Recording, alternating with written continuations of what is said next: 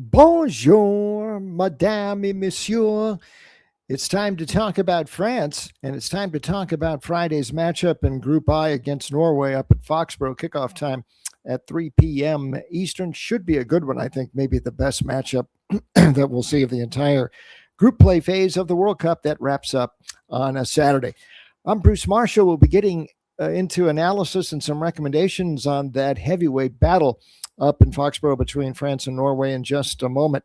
First of all, though, a couple of housekeeping reminders. First of all, as always, don't forget to click that subscribe button on your screen there. Make sure you get all of our Wager Talk TV videos. Also, don't forget, we've got some special offers going right now. 3 days, $69 for all of my picks. We'll give you 3 days free. On top of that, that's 6 days for $69. Pretty good deal there. We're also coming up hard on football season pretty soon, so check out online at wagertalk.com and my page there to see about specials for football and, of course, for the World Cup the rest of the way as well. Okay, let's talk about this matchup on Friday. Group I concludes group play action on Friday with a couple of matches. As you can see, the crawl at the bottom of the screen there. We note the table and the goal differences in the teams there. France and Norway have assured passage to the knockout phase, and they will, like we mentioned, be meeting up in Foxborough on Friday.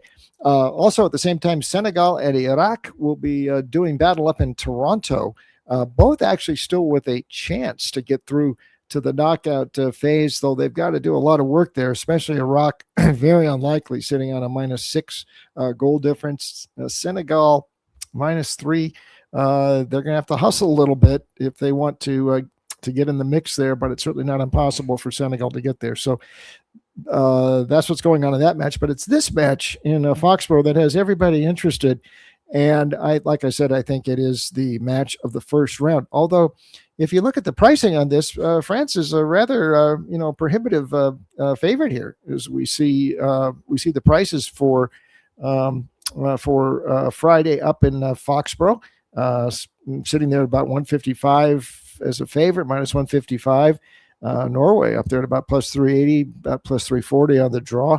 And there's some other interesting prices there too on the totals. The alternative total, as you can see on the bottom of the screen there, and the spread. So I think there's some interesting options here that we'll get to in just a second. What about this matchup and the practical considerations of a result here, one way or the other?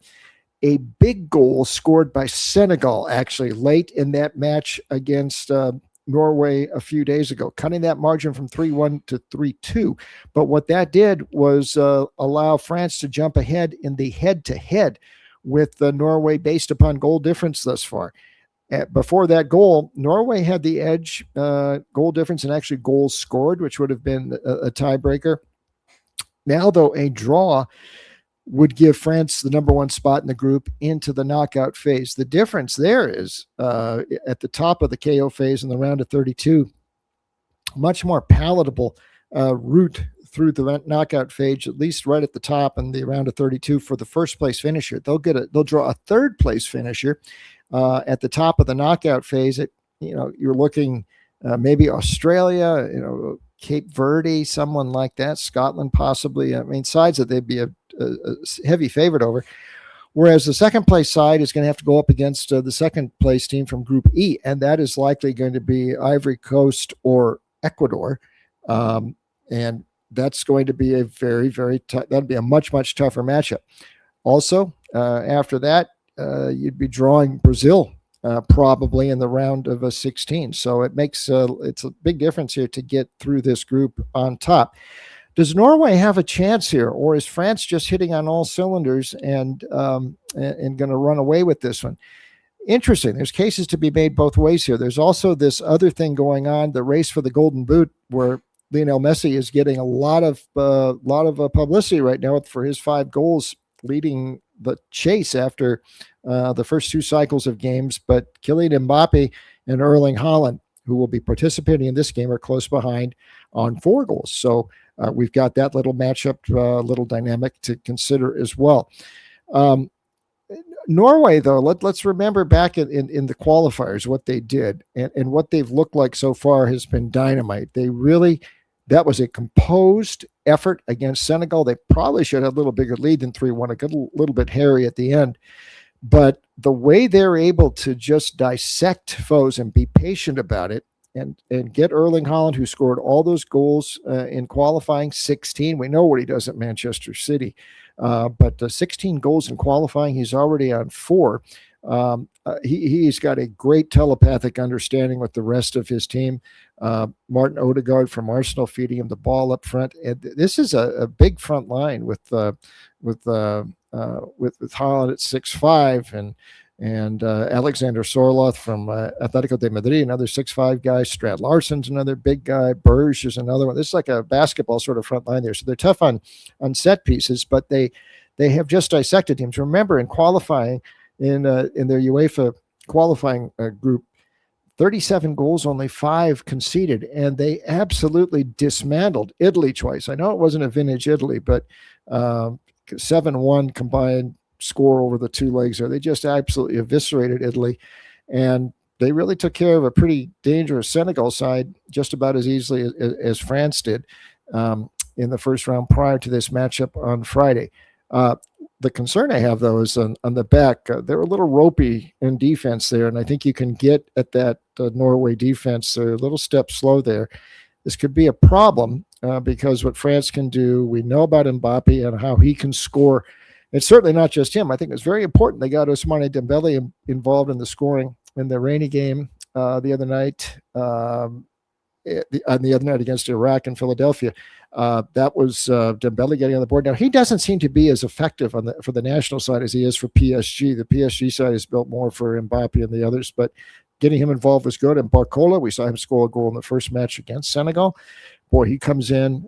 He started against Iraq in the second game there, and he's another scorer to watch as well. So I think they can get at that Norway defense, but I think Norway the other way can come back and do some damage as well. And with Haaland in top scoring form and the way they have looked through all the qualifiers and through the first 2 matches here at the World Cup, I think they've got a fighting chance here. So what do I like for some recommendations here?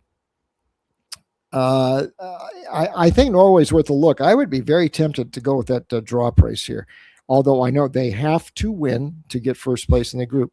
But I think maybe a better way would be to look at on the spread, get a half goal plus 130. That gives you, if they can somehow pull this out, or they get a draw, you would get a win on that wager. So I would look that way. On the total, the 2.5, you're not getting a bargain price there. Over 2.5 goals. I think these 2 teams go well over that. They've been scoring. I mean, their games, Norway's games have each featured 5 goals thus far. I would look at that alternative total, and there are some options out there in the marketplace, Bet365 among them. You could look at a 3.5 goals over that, plus 175. Listen, the way these teams can score and go at each other and the offensive firepower on the field, I don't think that's a bad wager at all on the alternative over at 3.5 goals. Also, goal scorers here. Mbappe has been looking awfully good and his price a little lower though, plus 105. That's understandable. Erling Haaland, though, that's a good price for him. He's such a great target man, and all the goals that he's been scoring, that he scored through the qualifiers, that he's already scored here in the World Cup, a plus 140 on him. I would look at that as well. Possibly a Barcola, plus 260 on to get a goal. But I think Erling Haaland plus 140 is worth it as well there. So I think I'd look at spread Norway here. I'd look at the alternative total over 3.5 goals. And I think Erling Haaland's going to score at plus 140. So you got a few ways to look here. And I think it's going to be a very, very interesting matchup up in Foxborough on Friday. So we will be back later on to take a look at more World Cup action. And in the meantime, don't forget, if you want to have any comments for me, hit the comment box on screen there. I'd always love to hear from you. And don't forget our special offers we've got going right now. Remember that 3 days for $69. We'll add another 3 days free on top of that. 6 days for $69, all of my picks. Okay, we'll be back later in the week. So until then, it's a goodbye from me.